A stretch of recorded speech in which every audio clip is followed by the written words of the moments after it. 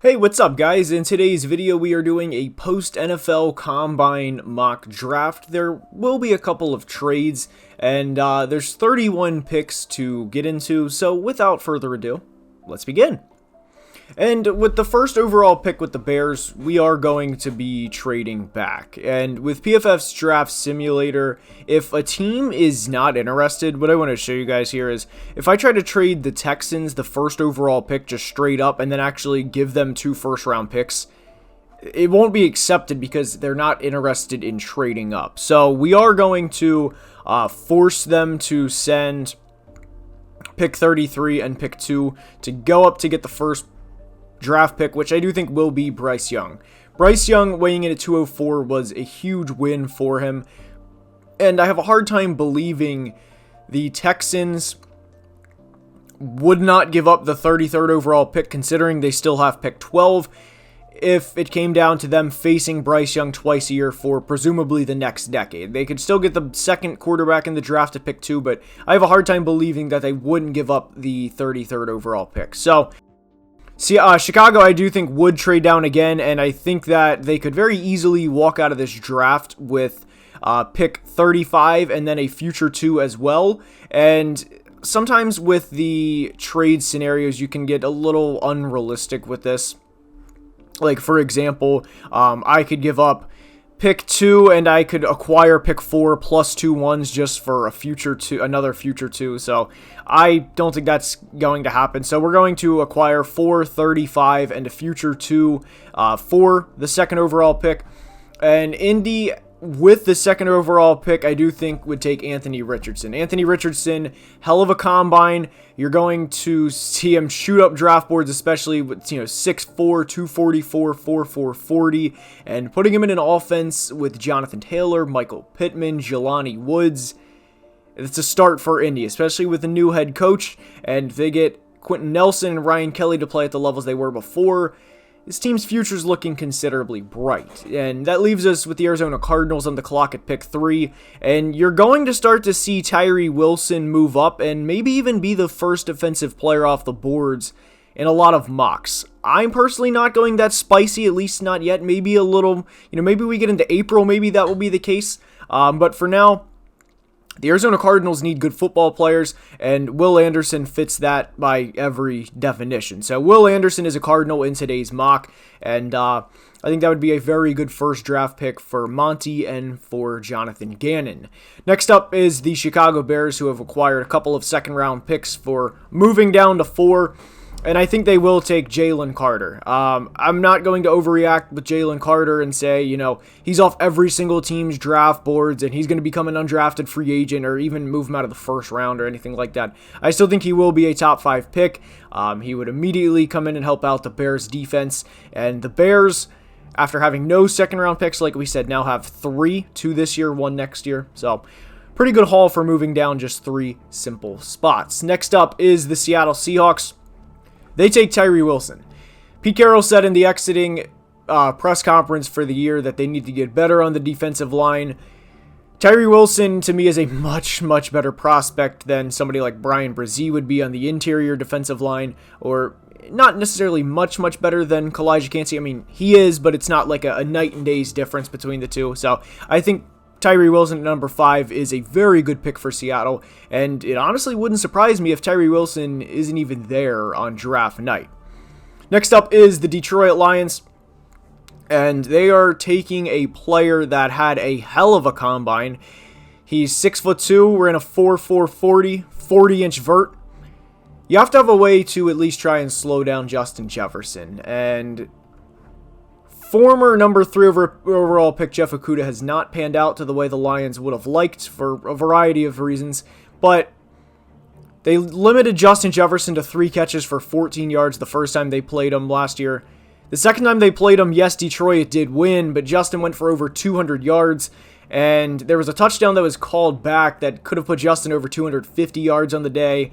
You need to have a way to at least try and limit him. So Christian Gonzalez is the pick. Not to say he's going to come in as a rookie and shut Justin down, hold him to 2 catches, 20 yards, because he's not. But it's at least an answer to try and slow him down. And I think this is a huge step into the Lions winning their first division title under head coach Dan Campbell.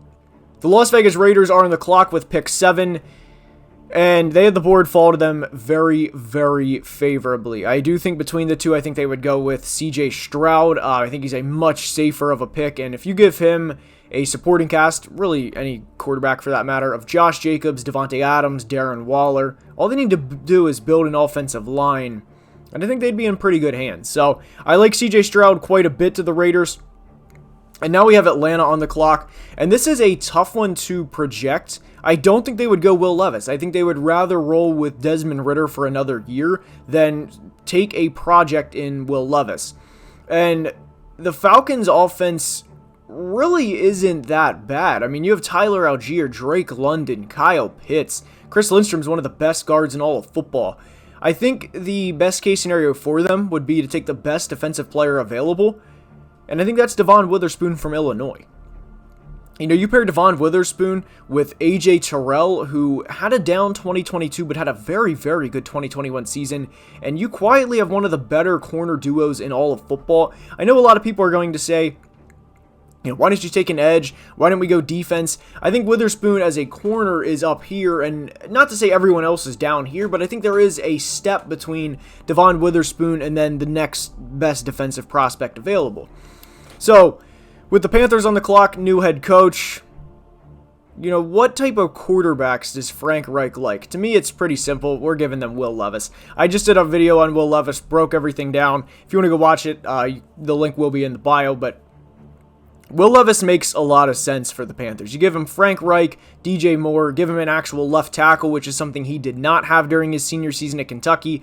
Ike Mekwonu had a hell of a rookie season. So you have three of the most, well, at least you hope Will Levis pans out, but you have at least two of the most important positions in football figured out, left tackle and receiver with Ekwonu and DJ Moore. Hopefully Levis pans out, but I do like Levis to Carolina in this scenario quite a bit. Next up is the Philadelphia Eagles. Pick 10.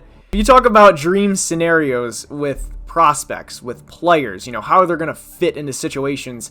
I don't think there's a better defensive spot than Kalijah Kancey going to Philly. Pair him next to Jordan Davis and let those boys just get after the quarterback. Hassan Reddick's going to be there next year. Of course, they also have to stop the run game as well, but Hassan Reddick, Kalijah Kancey, Jordan Davis, Brandon Graham for another year. Philly has something cooking, and I do think Kalijah Kancey is a better defensive tackle prospect than the next best edge, which, according to PFF's board, is Lucas Van Ness. I don't think Lucas Van Ness is the next best edge available. We'll get to that. I mean, Kalijah Kancey ran a faster 40 than Aaron Donald. Now, I'm not going to compare him to Aaron Donald as much as to say he strictly ran a faster 40 than him. Comparing him to Aaron Donald is setting him up for failure, or anyone up for failure for that matter. But, look, Kalijah Kancey, Jordan Davis, Hassan Reddick, good luck opposing offensive lines. That's a handful and then some. Next up is the Tennessee Titans, and I think this you've one position you got to go to here, and it comes down to Paris Johnson or Peter Skoronski. For me, the draft pick is Paris Johnson because Paris is he tested very well in terms of measurements. He had 36-inch arms, I want to say, and a big part of Tennessee's offense is that outside run game, and a big knock on Peter Skoronski is the arm length. And if you can get Paris Johnson to get guys and, you know, lock them out at the point of attack, which is something that Peter could not do as well as Paris because of the shorter arms, I think Paris Johnson schematically makes a lot more sense for Tennessee than Skoronski does. So Paris Johnson leading the way for Derrick Henry. That's not a fun matchup for anyone. I think it just makes too much sense for Tennessee to not take Paris Johnson with the 11th overall pick. Next up, Houston Texans. We just drafted Bryce Young at number 1 overall. What do we have to do? We have to give him a legit number 1. And with Jackson Smith-Njigba, Zay Flowers, Jordan Addison, Josh Downs, especially Tank Dell, none of these guys are big-bodied receivers. Quentin Johnson tested very well. I think he would be the receiver taken here. That's who we are going to give the Texans. Michael Wilson is also a big receiver, but he's not going to go in the first round, especially not at number 12 overall, especially not the first receiver taken. So I do like Quentin Johnston quite a bit. And the big thing to remember with the Texans is they are they're not going to go from what they did this year to 13, 14 wins in 1 year. This is a multiple year rebuild. They have to get the quarterback right, which I think they do this year, finally. And I also think they gave him a good number one receiver in Quentin Johnston. And hopefully John Mechie comes back this year. That obviously his health is far more important than the game of football, but just, kind of thinking out loud here, if we do have Bryce Young paired with John Mechie, they were teammates at Alabama, and then Quentin Johnston, and then, of course, Dameon Pierce. This team isn't, for lack of a better word, as bad as it may seem. So I like all these pairings quite a bit. Bryce Young, Quentin Johnston, Mechie, Dameon Pierce. It's a good young core. Next up, the New York Football Jets. And to me, this pick is pretty simple. It's Peter Skoronski.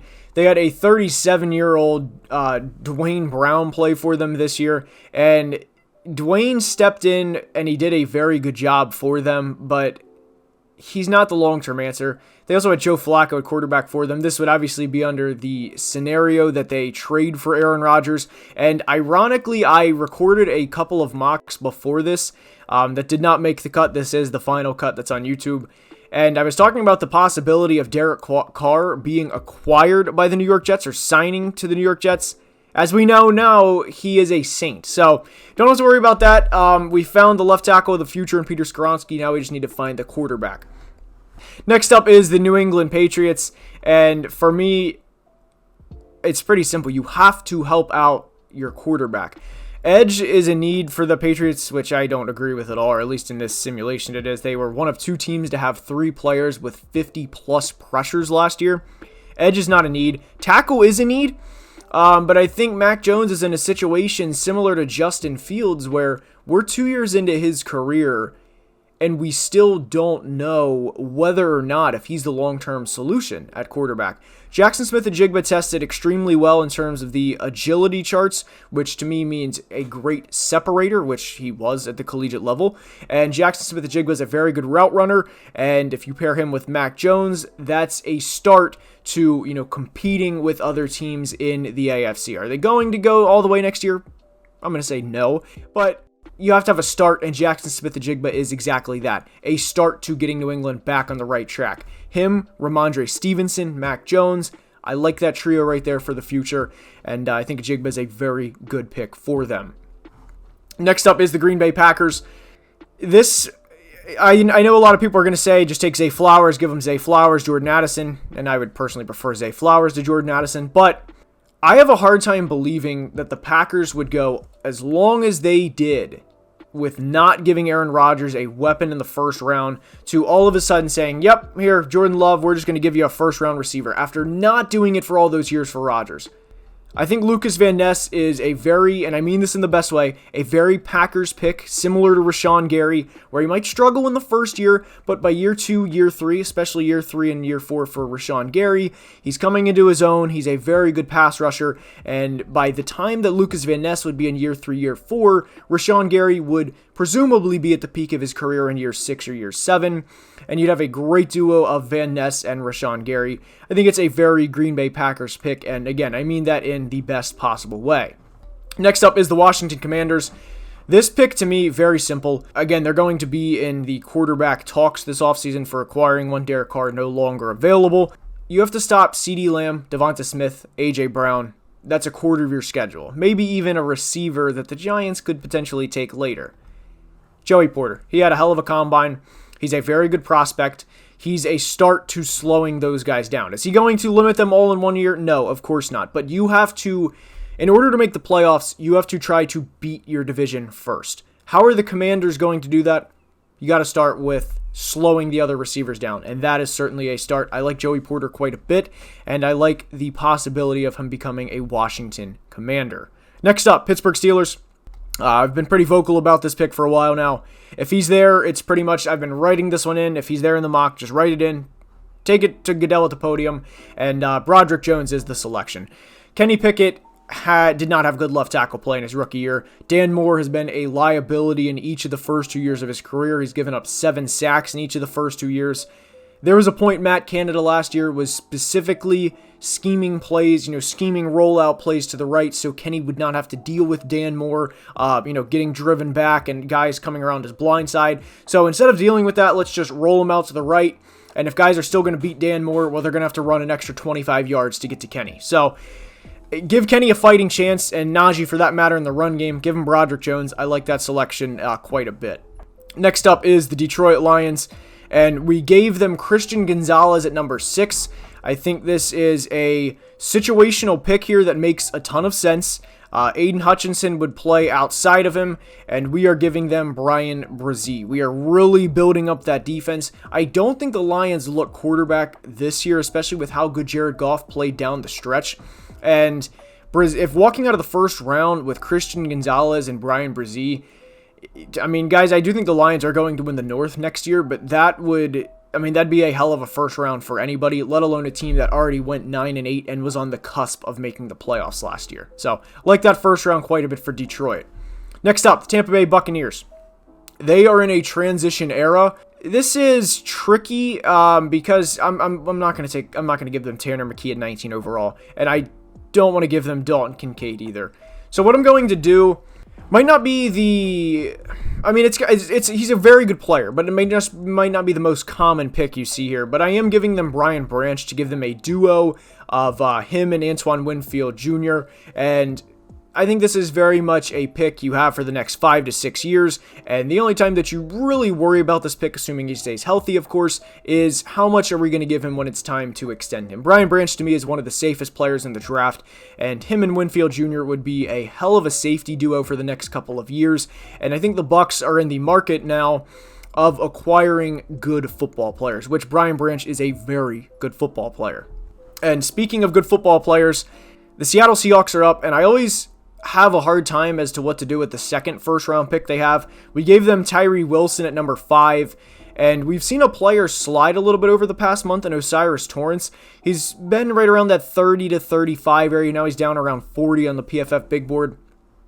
But one player that I love mocking them is receiver Zay Flowers, because you're getting a good player, but it also addresses a future need. So when Tyler Lockett, whenever the end of his Seattle tenure is, whether it's the end of 2023, 2024, whatever the case may be, you have a duo of him and DK Metcalf for the next few years. Whether that quarterback is Geno Smith in 2024 or somebody else, that is a hell of a duo for any quarterback to have. So Zay Flowers, I think he's a great player. I don't think there's a point in reaching for an interior offensive lineman, although I like somebody in the second round for him like John Michael Schmitz. I just don't think there's a point in reaching for John Michael Schmitz at pick 20 when someone like Zay Flowers is available. Next up is the Los Angeles Chargers, and this pick for me, guys, it's one that I've mocked them quite a bit. They need a deep threat. That player is Jalen Hyatt. I think Jalen Hyatt will test a lot better at his pro day. The 4.440 that he ran at the combine, that's insanely fast for the general human population. For the NFL world, it's, I don't want to say average because it's still very fast, but it was a little disappointing for him because we thought he might be able to break that 4.31, 4.30 area. I do think he will test a lot better at his pro day. Combine times are sometimes a little slower. So, like I said, I like Jalen Hyatt quite a bit, and him in that offense, to me, is a dream fit. Jalen Hyatt, Keenan Allen, Mike Williams, Austin Eckler, Justin Herbert. And I know you can say that the Chargers should take a corner to try and slow down, the Patrick Mahomes of the world, or even the Bengals or Bills. But for me, you're still in that rookie window with Justin Herbert. Give him as many weapons as you can, and you're only in that rookie window for 2023, and then of course the 5th year in 2024, and then it's 50 plus a year for a while. So I like Jalen Hyatt quite a bit. Give Justin Herbert another weapon and let them go. All right, next up, the Baltimore Ravens. This is pretty simple for me here. They watched Deonte Banks all year. Deonte is a very, very good corner. They need corner help. For as good as Marlon Humphrey has been, he's been everything they could have hoped for in a 2017 first-round pick and more. Multiple Pro Bowls to his name, even a first-team All-Pro. Marcus Peters has declined, and if you have a secondary of Marlon, Deonte, Kyle Hamilton, I almost blanked there. Kyle Hamilton and Marcus Williams, that's one of the best secondaries in all of football. And I think that second-year pass rusher David Ojabo will certainly come into his own a little more. He was coming off of an injury that he had in the pre-draft process last year. So I like the Ravens' defense quite a bit, and adding Deonte Banks to it will only enhance that further. Next up is the Minnesota Vikings, and they had a athletic freak fall into their laps. It is Georgia's Nolan Smith. Nolan Smith tested off the charts at the Combine. Minnesota will need another pass rusher. As I record this, they released Eric Kendricks this morning. I didn't want to reach for a Daiyan Henley, Jack Campbell. I didn't want to reach for any of these guys, even though I think Jack Campbell and Trenton Simpson and Daiyan, for that matter, will be very, very good football players. I just wouldn't want to take them at 23 overall. I would want to take Nolan Smith and pairing him with Danielle Hunter. That's a duo that I can get behind and a duo that I like quite a bit. Next up, Jacksonville Jaguars. Tricky situation here, like I said, with the Osiris thing, with him falling a little bit. Do you want to take a prospect around 35 to 40 at 24? You're kind of almost locked into that. Just with some of these other players, it's just, you have Travis Etienne, you're not going to take Bijan. For me, the way that I see it is, I think they are going to win the AFC South next year. The AFC South is not going to be that competitive of a division to me, and I think you have to draft, if you're the Jags, to try and beat the Bengals or Chiefs or, one of the upper teams, because you're trying to take that next step. How do you do that? You draft a corner in the first round, Cam Smith. Now, Cam Smith, like we said for Christian Gonzalez up at 6 overall, but the Lions, they're not going to limit the LSU receivers to 3 catches for 17 yards in a playoff game when it matters most, but they give you a better chance to win and a better chance to do that. So I like Cam Smith to the Jags quite a bit, and I think the positional value is obviously there for Cam, and him going to Jacksonville to me makes a lot of sense. Now, next up is the New York Giants. This pick, to me, guys, they're going to pay Daniel Jones. As much as I'd love to give them, whether it's Kincaid or Michael Mayer, I think Daniel Bellinger had a decent enough rookie year to where it doesn't warrant them taking a tight end in the first round, not especially when you need receiver as bad as the Giants do. So, for me, it's Jordan Addison. Help Daniel Jones out. You're going to pay him all that money. You better help him out. So, I like that pick quite a bit. Next up, Dallas Cowboys. I'd like to give them a receiver, and I like Josh Downs quite a bit. However, they have a running back need.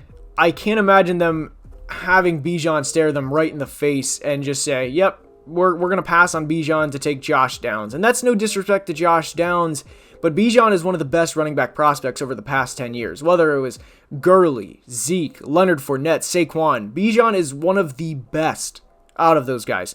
So you give Bijan the football a couple hundred times a year, he's going to get over 1,000 yards, and as long as he stays healthy, he will be a 1,000-yard back every single year.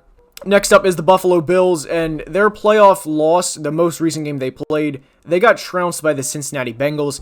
I think they have to go offensive line. I think that player is Anton Harrison. I would not hate if they took DeJuan Jones. DeJuan Jones is a mountain of a man. You see his size here, 6'8", 350. I don't hate the DeJuan Jones pick if they were to go that route, but I do think from a talent standpoint, I think Harrison is a little better than DeJuan Jones. Obviously, Jones has the size. I like Harrison quite a bit, and I think he makes a lot of sense to go to Buffalo. Next up is the Cincinnati Bengals, and they're in a situation where they can make what is honestly one of my favorite picks in the first round. They get a 6th offensive lineman in this player, as well as a good, a receiving tight end, Darnell Washington. And the thing with Darnell Washington is, especially going to Cincinnati, is he ever going to be a 1,000-yard tight end? No. Is he going to cause mismatch after mismatch? Yes. Because if you have on the field at one time Jamar Chase, T. Higgins, Darnell Washington, you're not going to double team Darnell Washington. And if you do, then you have one-on-one coverage somewhere with either T or Jamar. So I love this pick. I think it is very much like, we know we have a mismatch. We're going to we're going to send everybody out on the field at once. Good luck opposing defensive coordinators. Lou Anarumo, the Bengals defensive coordinator, has done a hell of a job. They held the Chiefs to 23 points in the AFC Championship game. They're good defensively. Not to say they're bad offensively, because they're obviously not, but if you add Darnell Washington into that mix, that is hell for opposing defensive coordinators every single week. So I like Darnell quite a bit. And as mentioned earlier, this is like my 4th take on doing a mock draft this morning. So I gave the Saints a different player earlier, but now that we have Derek Carr, I am going to give them a first-round receiver in Josh Downs. And Josh Downs, Derek Carr, Chris Olave, you need to give Derek Carr the best chance you can to win the NFC South, and Josh Downs does that. I wouldn't mind the Saints taking a defensive player, but you didn't sign Derek Carr to hang him out to dry. So we're going to give him every chance he can. And Josh Downs and Chris Olave is a very good young receiving duo. Next up, Philadelphia Eagles. Jalen Hurts, Jahmyr Gibbs, A.J. Brown, Devonta Smith, Dallas Goedert, Lane Johnson. I mean, you can keep going. What an offense that is. Jahmyr Gibbs ran a 4.36 40. He's also one of the best running backs in the draft. He's not just speed, I want that to be clear.